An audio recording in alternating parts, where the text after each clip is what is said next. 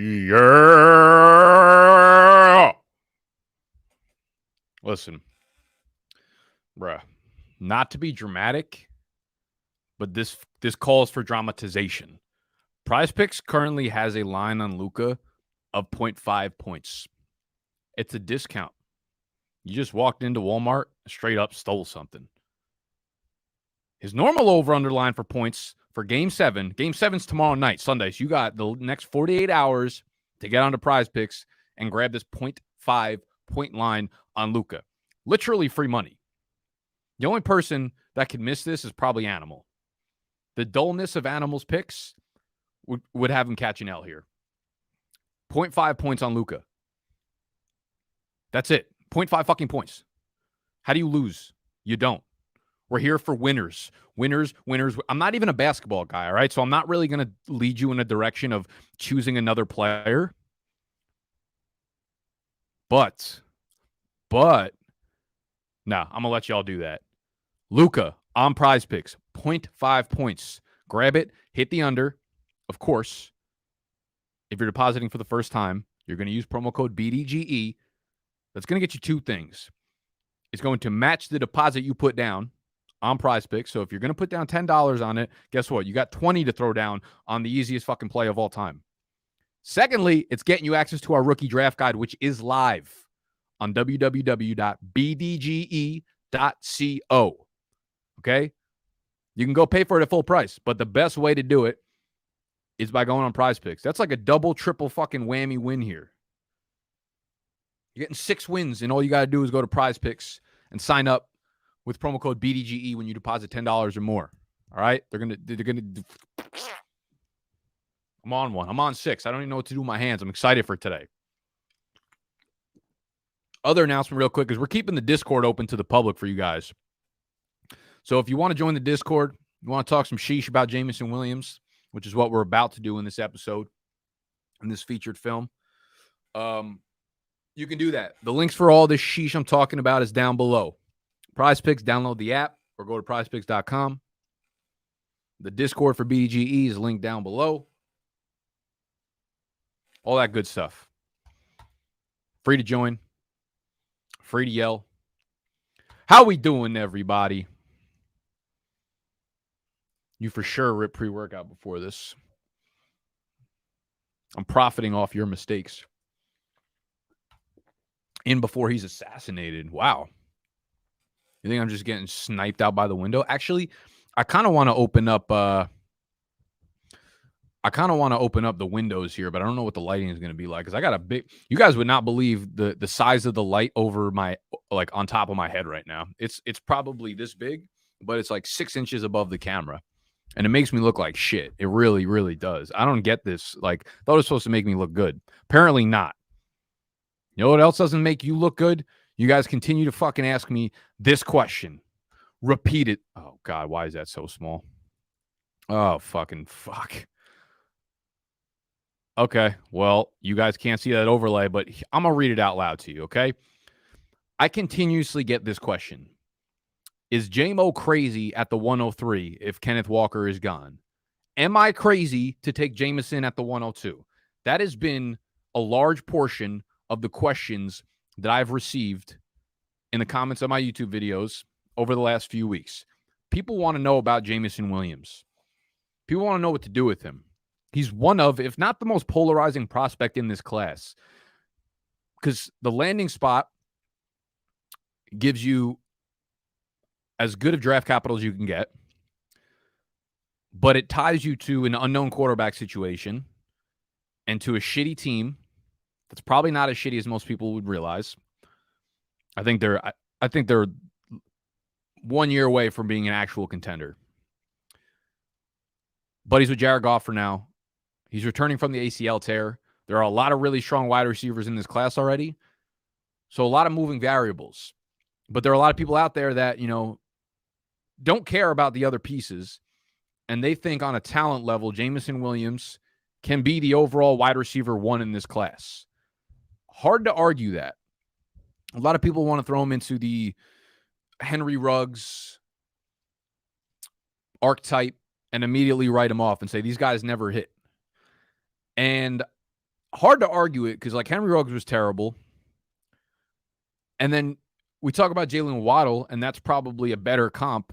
However, like, the reason you get excited about a Jameson Williams in respect to his similarity to Jalen Waddle is the deep speed and the playmaking ability downfield. And I hesitate to say we've been proven right with Jalen Waddle because he did not show that last year. It's not his fault Miami didn't run him that way.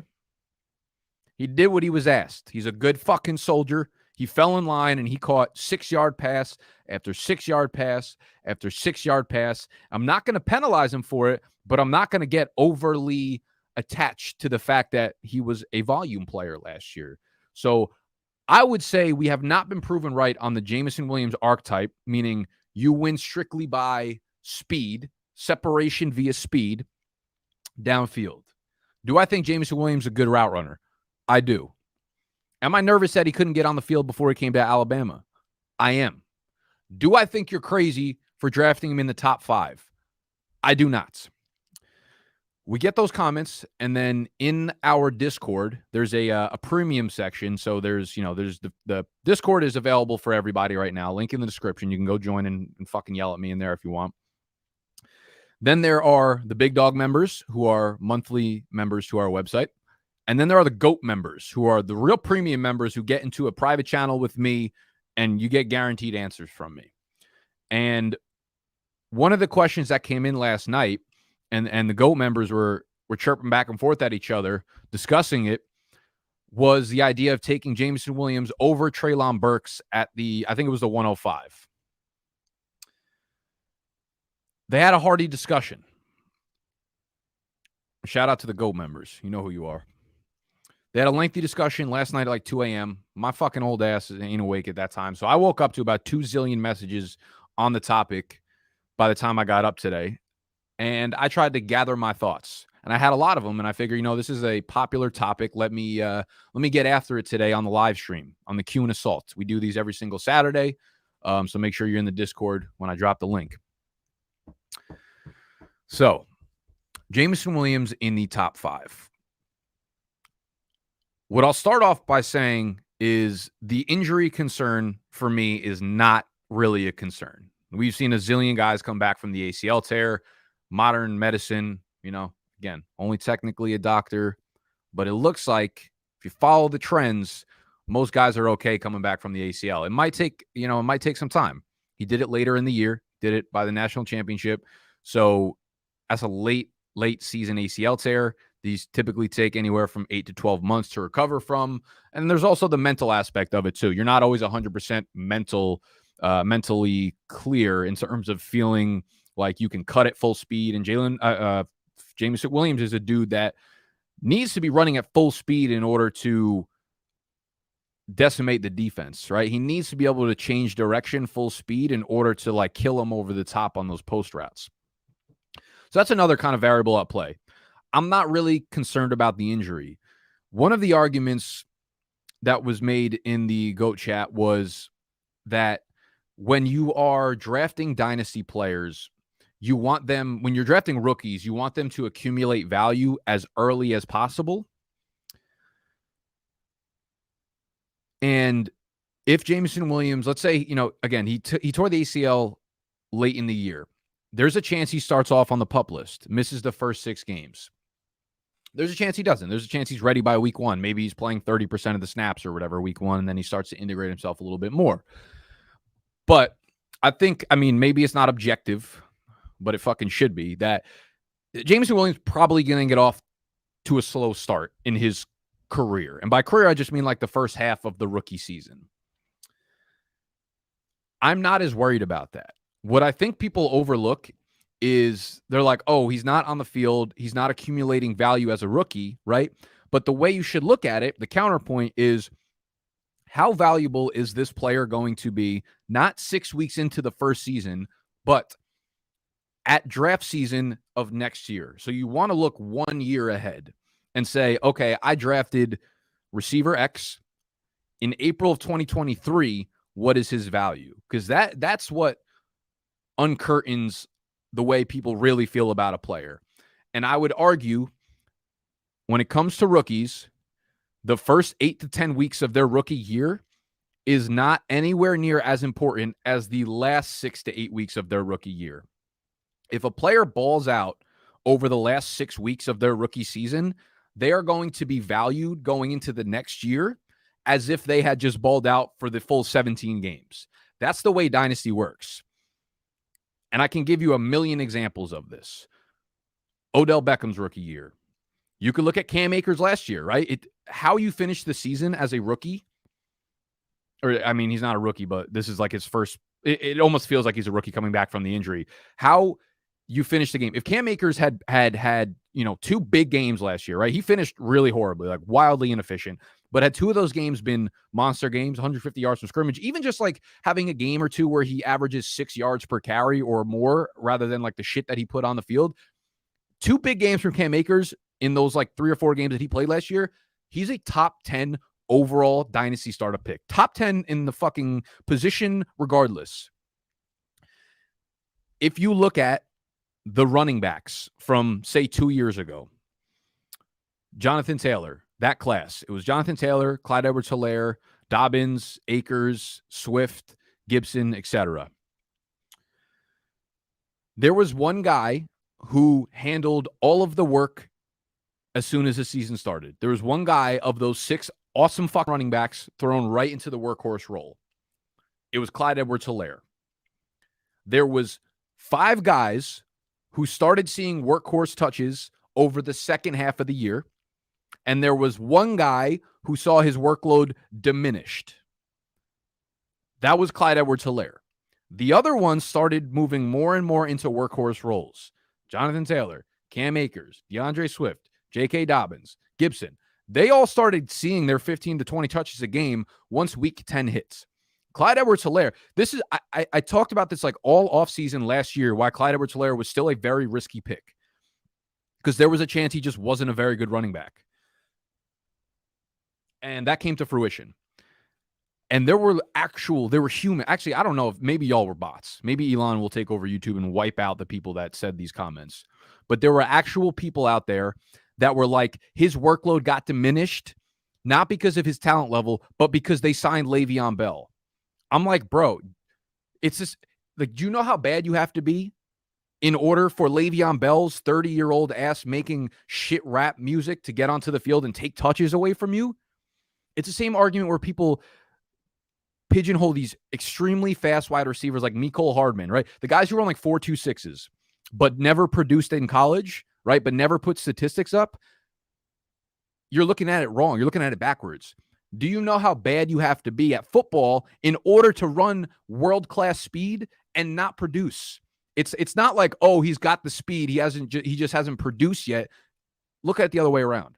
You got to be fucking really bad at football to be running 4.25 and not be able to produce.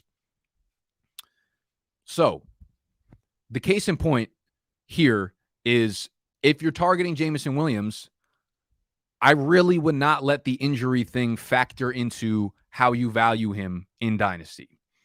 Because if he comes back, even if he starts on the PUP list, and then the first 4 weeks of the season, putting him by like week 10, he doesn't play much, but he takes over the wide receiver 1 role, and he has some huge games, 100 receiving yards, 120 receiving yards over the last 6 to 7 weeks of the season.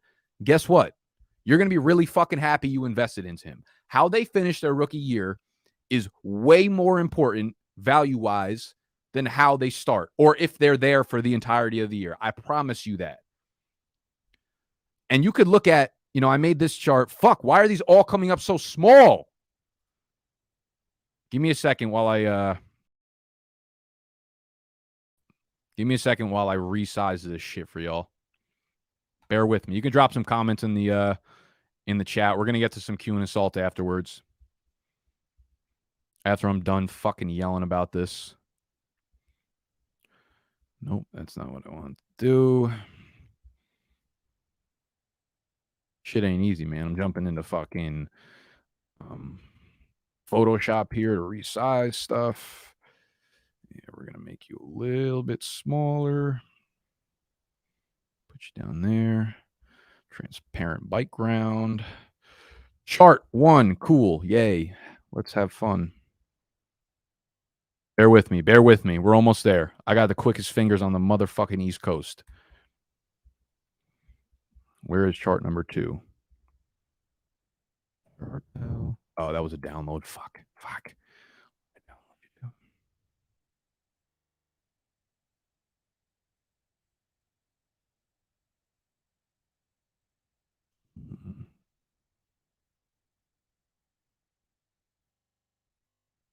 Ugh, I'm good for nothing. Oh, we found it. Yeah. Yeah, baby, I like it. All right, I promise I have 2 more things to say about Jameson Williams before I get off the point. Go hit the thumbs up button while you're sitting here waiting, please. Okay. This didn't just happen again. This didn't just fucking happen again. Okay, whatever. I could share the screen, I guess. This is what I was doing in Photoshop. Anyways, anywhomst. So this was another thing, right? Like rookies, especially wide receivers, notoriously don't play over the first half of the year anyways. Almost 99% of the time, these wide receiver rookies, regardless of draft capital, take a long time to be inserted as a dominant force in their offense, okay?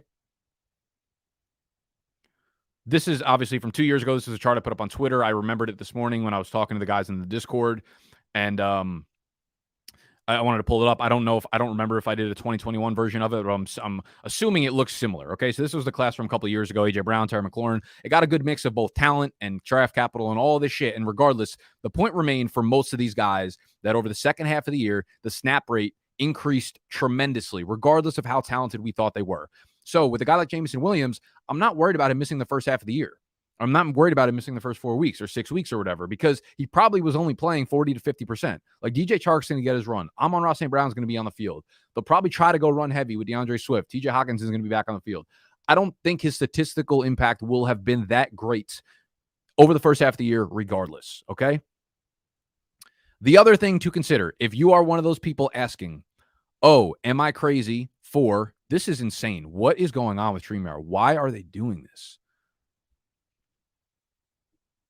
Oh, do I know?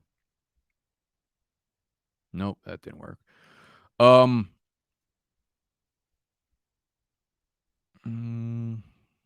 I'm an idiot. I know why. Because I uploaded it as a logo. How do I upload it as a fucking image? Oh, there's an overlay. Hey, we done figured it out. Here's the other thing to consider. We're not good at evaluating wide receivers and rookies and all these fucking players in general, okay? So here's what I always say. If you're deciding between 2 players that have around the same value, around the same ADP, but you think Jameson Williams can be the wide receiver 1 overall, you're going to be a lot more fucking pissed at yourself if he does become the wide receiver 1 and you listen to me saying, take Chris Olave over Jameson Williams. But you had in your gut, in your heart, your body, your mind, your soul, your fucking veins, knowing that Jameson Williams was going to be the wide receiver 1, take his ass, dude. Take his fucking ass. Because you could have listened to somebody in 2020. If you listen to ADP, you're taking Judy over Jefferson. You might have taken Rager over Jefferson when you knew in your heart, body, and soul Jefferson was the play. A couple of years before that, oh, look how fucking ugly that was. Deebo Samuel at the 112, J.J. Arcega-Whiteside. Maybe J.J. Arcega-Whiteside or Treylon Burks is this year's to J.J. Arcega-Whiteside. And you're letting Jameson Williams, the Deebo Samuel of that class, the A.J. Brown of that class, obviously different play style. You'll get the fucking point, though. My point is, if you got a strong feeling about a player, right? And the ADP aside is not like crazy. You're not thinking about drafting like the 211 at the 102. Get your fucking guy. Get your guy, because we're wrong all the time. ADP rookie drafts, when we look back at them more often than not, are so fucking ridiculous. And we feel so stupid. Okay? The N'Keal Harry was the fucking 101 in that class. We took him over Kyler Murray. Imagine being in a super flex dynasty league and having N'Keal Harry on your team. I don't know why he'd still be on your roster, but you could have had fucking Kyler Murray or AJ Brown or DK Metcalf, or the list goes on and on and on. If you like Jameson Williams, get your fucking guy. He's only a couple picks behind the other guys in ADP, so no. At the end of the day, you are not crazy for doing it. I'm not reading too much into the injury because second half of the year matters way more than the value of the entirety of the year. We've seen it over and over and over again. Again, going back to that like Clyde example, going into the next year, did anybody care that Clyde's season-long stats were better than all the other ones? No. We looked at the last 6 weeks because that's more predictive of what their role is going to be in the following year. That's what we looked at. And that's why we drafted all those other guys ahead of him in Dynasty startups. That's what we did. And that's what we do. Yeah. Dons. Yo, also, if you guys are not following us on TikTok, our shit is fucking blowing up. Our TikTok is going nuts. And all we're doing is guessing what Ike had for lunch. What a world. What a time to pretend to want to be alive. All right, let's hit the comment section, baby. Let's hit the comment section. Boom. Let's get it, Marlon. This is crazy. What's crazy? Oh, that list? Yeah. It looks uglier every single fucking year that we go back on it. Looks uglier every single year. All this clown does is swear. That's why I stopped watching. That's why you're in the fucking chat, D1. All right. How many questions? Do we have any questions in here or no?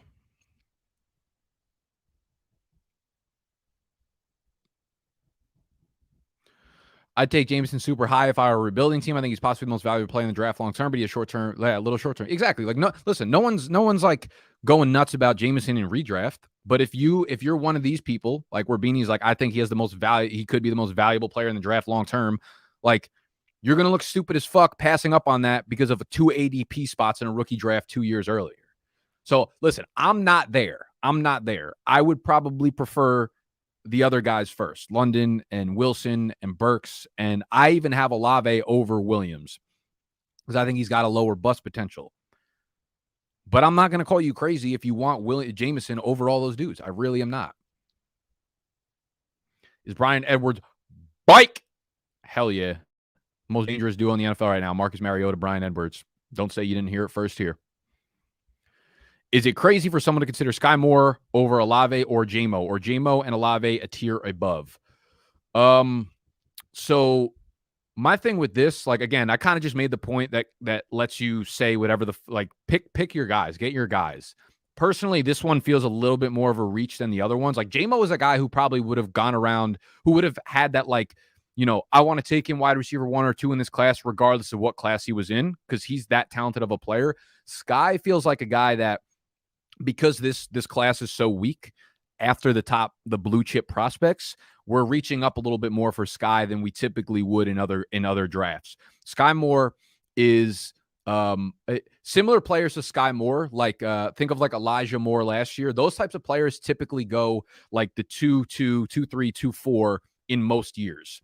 So it feels like this year we're reaching up because we don't have a lot of choices. So for me, Sky Moore is not a guy that I'm going to take over the guys that I feel really, really comfortable and almost feel like I know that they're going to hit at the next level.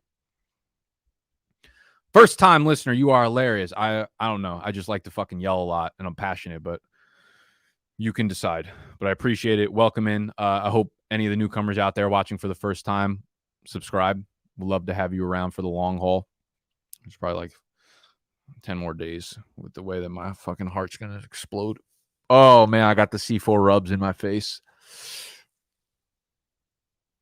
Yeah, but guys, again, wow, my face just got tomato red. Yeah, go to PrizePicks, please. If you want to support the brand, but also support yourself, PrizePicks, Luka Doncic, over 0.5 points. That's all he needs, 0.5 fucking points. 0.5 points. Wait, Sexy Pats. Also, Tony or Sexy Pats, you guys still in the chat? Before you post that Luka Doncic TikTok, don't. Okay. Sorry.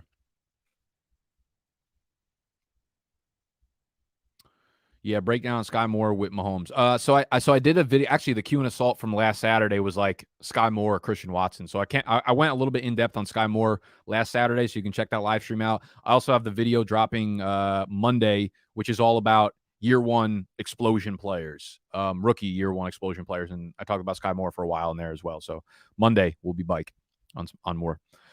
Nick, what do you think of Kendrick's new album? So I'm only 2 or 4 songs into the new album, admittedly.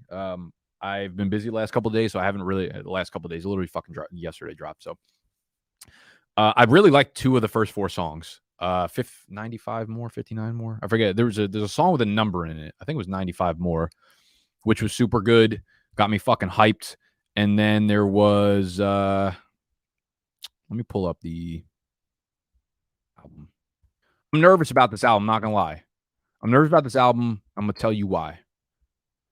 N95 and Die Hard. So those are 2 of the 4 songs I listened to that I actually really liked. Now, Kendrick seems like he's at that point in his career where this is how a lot of rappers fall off. Not fall off, but they're not doing the thing that got them. And this sounds bad actually, because like as a creator, that's never the way you should be going about creating. But you know, you look at like Big Sean and Kanye and Kendrick now, and Chance the Rapper is a great example of this. It's like what got them there, what got them to be really popular as rappers was like this raw, gritty, like where they came from, right? And then once like that shit is what blew them up, and that's like what their core fans love about them. But once you get to a point where you're like super famous, or honestly like fall in love, this shit like taints the music that they make, or it makes it way different. It's not the core music that they came up with anymore. So it becomes a little bit unrelatable. And a lot of the times, like these guys, especially like Kendrick, again, I haven't listened to the rest of the album, but I'm imagining that a lot of it, I don't even mean this in a negative connotation, but like a lot of it's going to be like super woke music. You know what I mean? Where it's like, it's not like, it doesn't hit fucking that hard anymore, you know? And I could be fucking wrong. Maybe the production's wild for the rest of the album. But a lot of these guys get really spiritual, they fall in love, and they get woke, and then it's like, it's not that good of rap and hip-hop music anymore, right? Like, there's definitely still a time and place for it, but it's like, it's not shit I really want to put on my playlist. Maybe every once in a while when I'm in my feels and I want to cry a little bit, throw that sheesh on, but that's how I feel. Like, I feel like Kendrick's, like, the next 3 albums he makes, he's going to be like hiding away in Africa. He's like, I won't make no fucking music unless it's like in a fucking weird ass place that he can't do nothing else in. You know what I mean? Like Kanye going to where'd he go? Like Montana to make the other album and shit. Like, I don't know. That's usually when the line is crossed and I'm like, I don't really fuck with the music too much anymore. But Kendrick's one of the best artists of our fucking generation. So I'm excited to listen to the rest. I just haven't yet.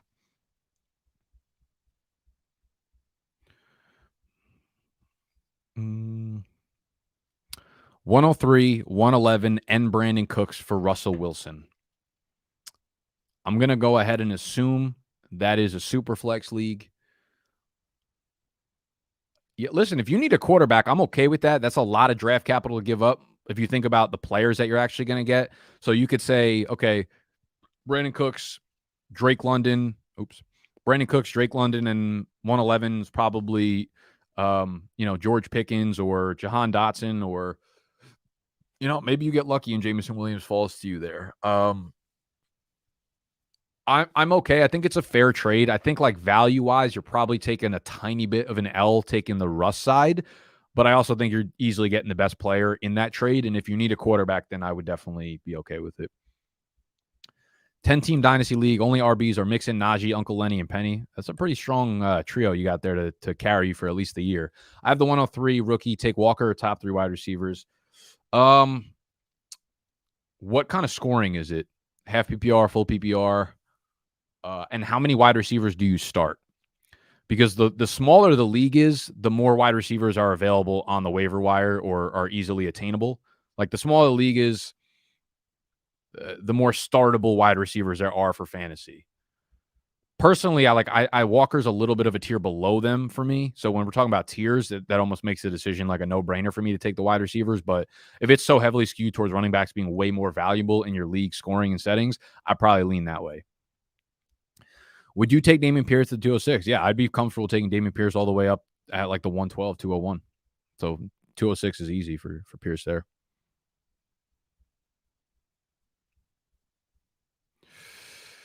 Whoo!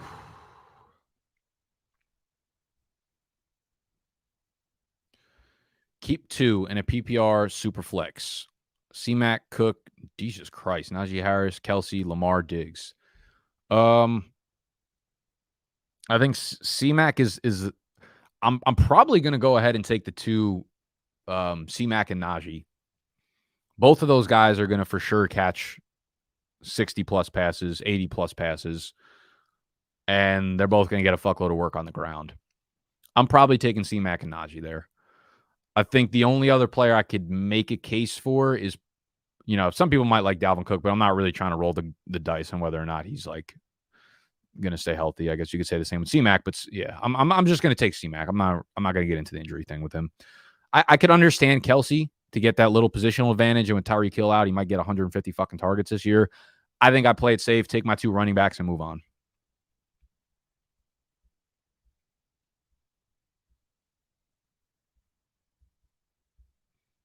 Yay.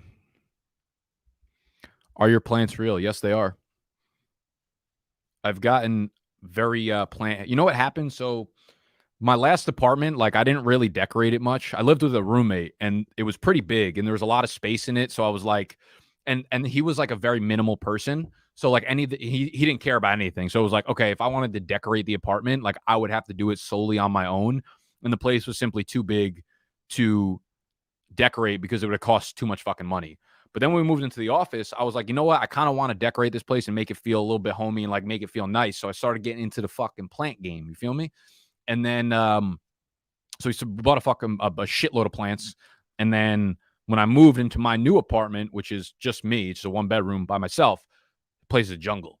So the best way to make your house feel more homey and just to give it a better look and a better feel and et cetera, is to grab some real plants. And then I downloaded this app called Blossom, and it's like $2.99 a month, but it has like every informational piece on every plant that you could find. You literally take a picture of your plant and then it saves it into your garden, and then it hits your phone with notifications like, okay, it's been 6 days, go water this plant. And if you're having problems, it shows you like what you're supposed to do based on the problem. So Blossom, great fucking app. I mean, I guess. Superflex, Treylon Burks and Davis Mills, or Jahan Dotson and Mac Jones. I'm probably gonna lean with the safer play here and go with Jones and Dotson. I think in most leagues, the quarterback moves the needle or is way more valuable than wide receivers overall. So I'm definitely gonna take Jones and Dotson there.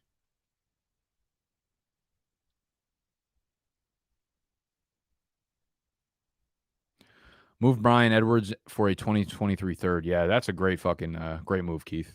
I'd move Bryan Edwards for anything I really could right now.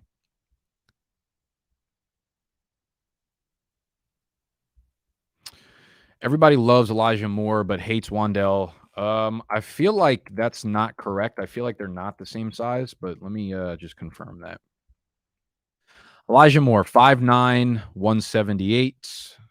Wan'Dale, 5'8", 179. Okay, that's kind of correct. Elijah Moore is a little bit more athletic. Elijah Moore was used way more as a wide receiver in college, where Wan'Dale Robinson did not separate as a man-on-man receiver. He was a guy that was used heavily at the line of scrimmage. He was a guy that was used in the screen game mostly. He was a guy that you like gave the ball to at the line of scrimmage and then hope that he made like 7 guys miss, like Jim Class hero type shit. Elijah Moore was in the slot. He was outside. He was very capable of separating versus man and press coverage. Those were numbers that anyone who like charted him and looked at his routes and stuff, very clear to see. Wan'Dale is more of like a tool player. Elijah Moore is more of like a well-rounded, small receiver that can separate all around.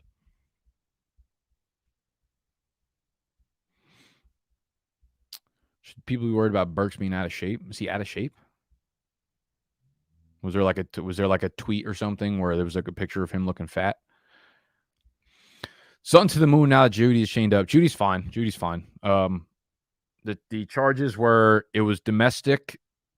It had nothing to do with, it wasn't a physical altercation though. It was damage to property. Pretty sure the victim already said that she wanted to drop the charges, so he'll be fine.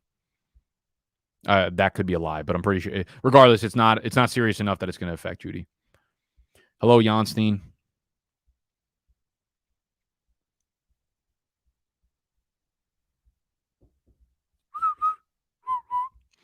Zendaya still the 101. Zendaya, I apologize, baby. You know I like to just get you mad sometimes. Zendaya, listen, like overall, just raw pick, yes, she's a 101. However, really hard to argue that Zoe Kravitz is not just the best value we've seen in the last 5 years. You getting Zoe Kravitz outside of the 101, you just, it's like if someone took Clyde Edwards-Helaire and then you had JT sitting there at 102, that's what Zoe Kravitz is there. This is just like all-time bad take. All-time bad take.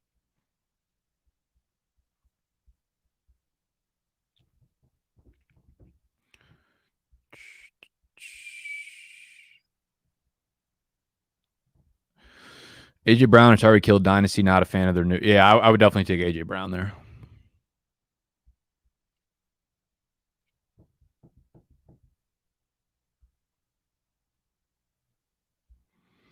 I think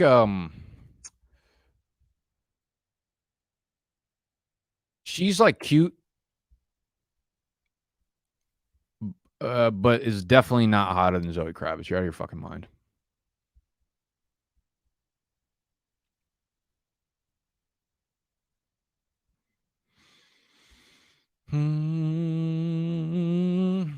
Oof. 37 minutes in. I gotta get my cardio up for show. See what's going on my phone. Fuck. Sexy already put it up.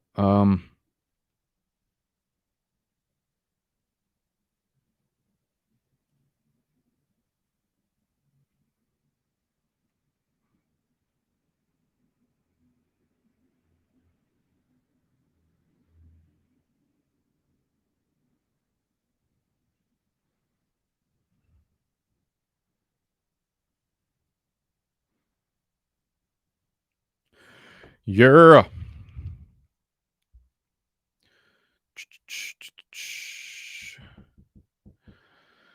Okay. I think I took enough pre-workout and caffeine that I probably need to hit the gym right now. Thank you guys for hanging out with me on this beautiful Saturday afternoon. I hope the video was valuable for y'all. If it was, make sure you hit the thumbs up, subscribe to the channel. Go hop in the BDGE Discord. Again, it's free. It's open to the public. You can go cop the draft guy right now at bdge.co. That'll link down below. But the best way of getting that is on PrizePicks. Go to prizepicks.com. If you haven't deposited yet, use that code BDGE. Do I still work out? Bruh. The fuck it look like? Have you seen the...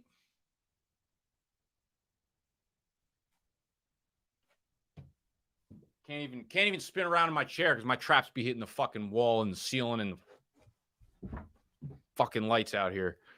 Okay. Oh my God, what's wrong? You know what? You just gave me fucking motivation. I'm setting a new high, a new record for me. I'm about to set PRs at the gym inside and out. What was I saying? Oh, PrizePicks. Promo code BDGE will get you 100% deposit match. Luka's got that 0.5 over under, and it gets you access to the rookie guide. I'm out. I love you. I'll see you guys. Noah's got a video tomorrow dropping, I believe, and then I'll be bike Monday. Year one, players ready to explode out the gate. So we're looking at these rookies, but from a redraft perspective. I'll tell you what, a lot of bad news in that one. A lot of bad news.